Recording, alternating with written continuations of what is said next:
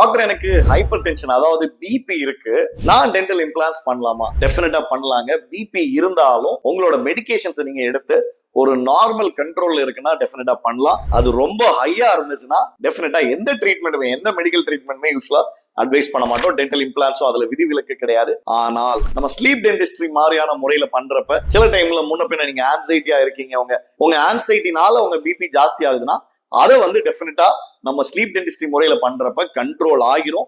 நாங்க அந்த sleep dentistry கொடுக்குற டைம்ல கம்ப்ளீட்டா கண்ட்ரோல்ல இருக்கும். ஸோ பயப்பட வேண்டியதில்லை. பட் ஹைப்பர் டென்ஷன்ன்றது ஜென்ரலா உங்க உடலுக்கு ஒரு உபாதை தான். ஸோ டெஃபினட்டா அதை கண்ட்ரோல்ல வச்சுக்கிறது நல்லது.